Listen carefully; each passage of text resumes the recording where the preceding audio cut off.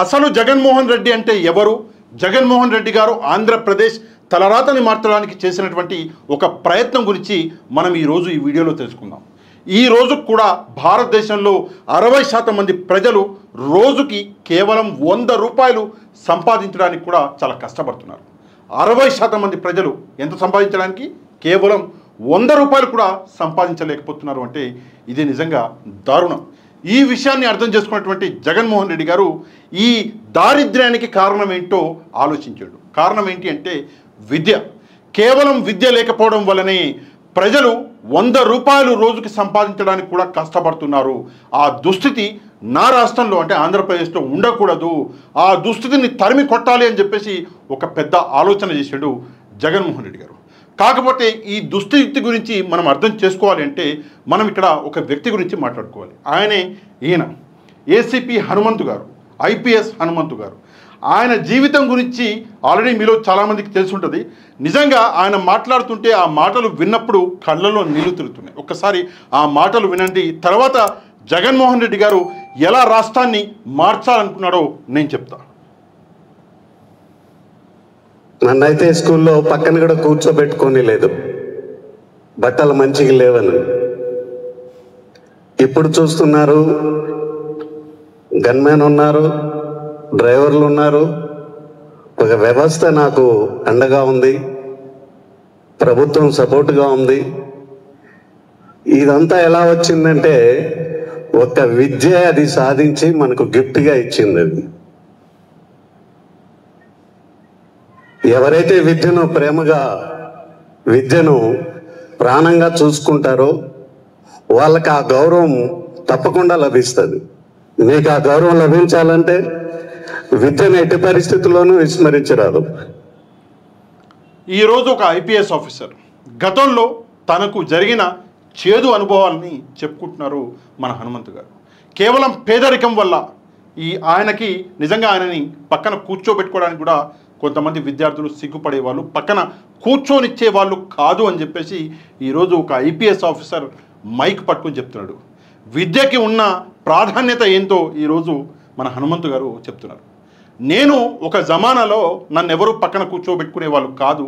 ఈరోజు నాకు ఒక యూనిఫామ్ ఉంది, నాకు ఒక గౌరవం ఉంది, నాకు గన్మెన్లు ఉన్నారు, నాకు డ్రైవర్లు ఉన్నారు అని చెప్పేసి ఒక వ్యవస్థ నాకు తోడుగా ఉంది. ఇది కేవలం విద్య వల్ల జరిగింది అని చెప్పేసి గర్వంగా ఈరోజు చెప్పుకుంటున్నారు. నెక్స్ట్ ఇక్కడ చూడండి, ఇంకో మాట కంటిన్యూ చేశాను.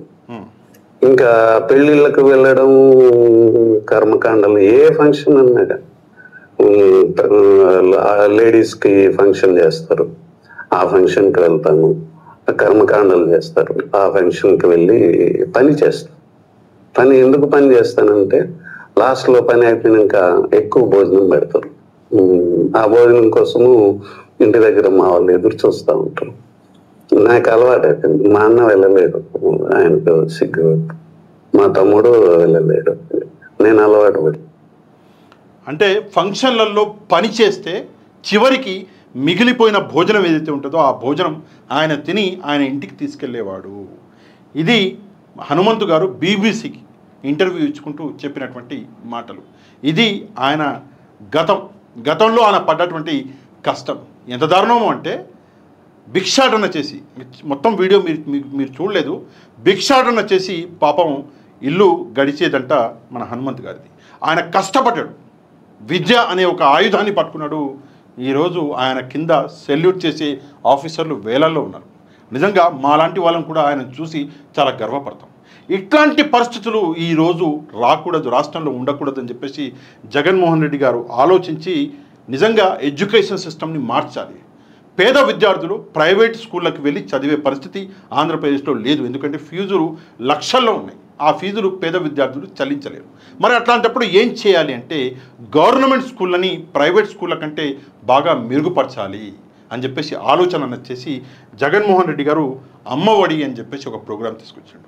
తల్లులు పిల్లలని పనికి తీసుకెళ్తున్నారు. ఎందుకంటే ఇల్లు గడవాలి, పిల్లలు కూడా పనిచేస్తే 4 డబ్బులు వస్తాయి.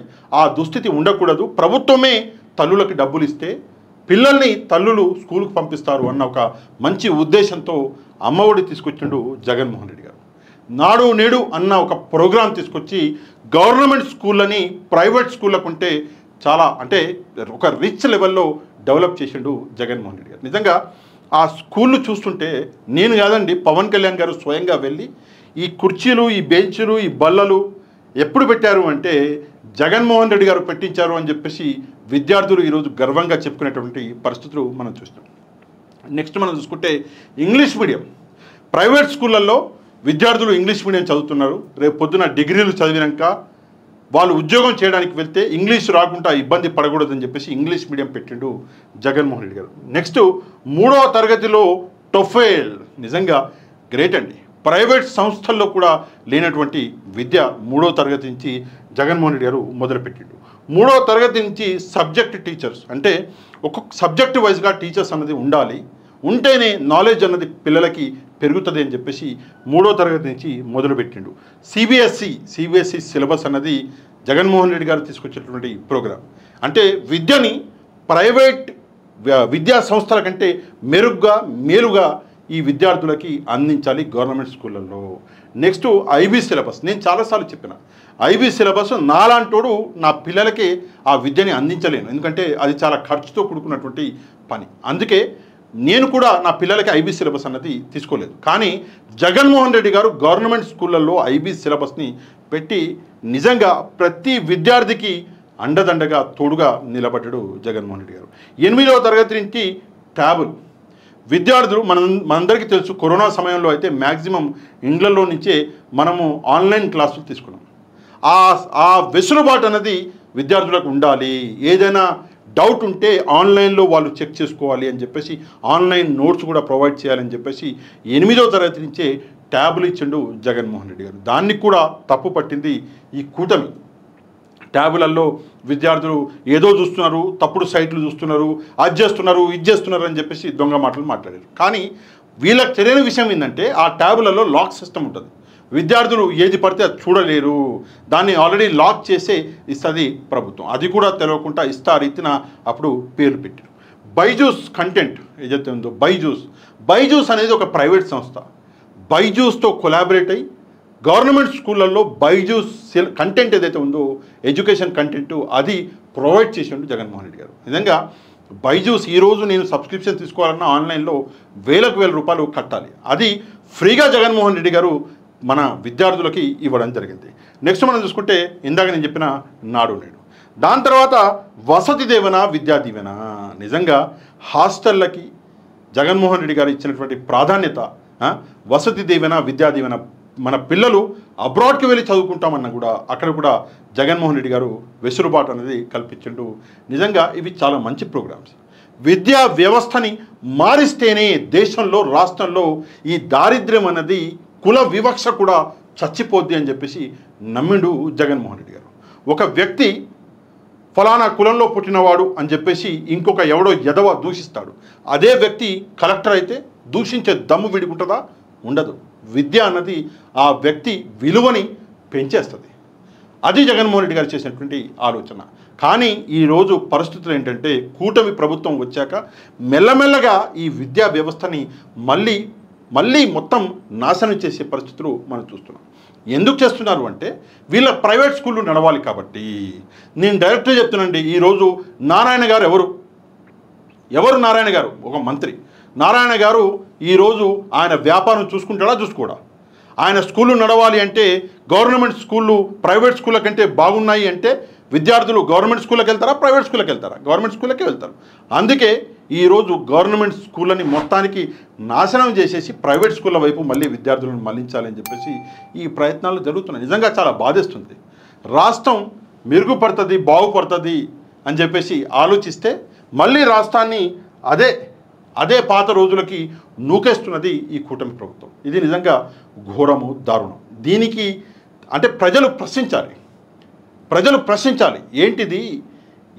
ఇంత మంచి విద్యా వ్యవస్థని జగన్మోహన్ రెడ్డి గారు 5 సంవత్సరాల్లో తీసుకొస్తే మళ్ళీ ఇలా నాశనం చేస్తున్నారు అని చెప్పేసి ప్రజలు ప్రశ్నించాలి. అదే కాకుండా అమ్మఒడి, సరే అమ్మఒడి అనండి, వేరే ఏదైనా పేరు మీరు పెట్టుకోండి, ఏదేమైనా కూడా ఈరోజు 10 నెలలైనా కూడా ఒక్కటంటే ఒక స్కీమ్ ఏదైతే సూపర్ 6 అని చెప్పేసి హామీలు ఇచ్చారో అందులో ఒక్కటంటే ఒక స్కీమ్ కూడా అమలు చేయలేదు.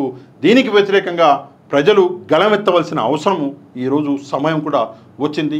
ఒక్కసారి జగన్మోహన్ రెడ్డి విద్యా వ్యవస్థను మార్చి రాష్ట్రాన్ని ఎలా మార్చాలనుకున్నాడు అనే విషయం మీద మీరేమనుకుంటున్నారో తప్పకుండా కమెంట్ చేయండి.